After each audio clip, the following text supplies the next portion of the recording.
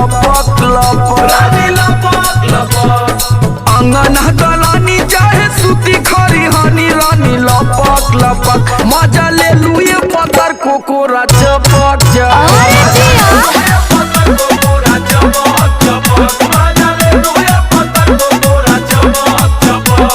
खाली हमारे गलती देलू हमरे पौला जब देखा तब लसियाई रहलू। अच्छा आज सुनावा ई मेहरारू ऐसा लसारा है ना कि मन मार के ना जाइबो ना तो ट्रक बीचवे रोड पर सड़ जाई बुझला।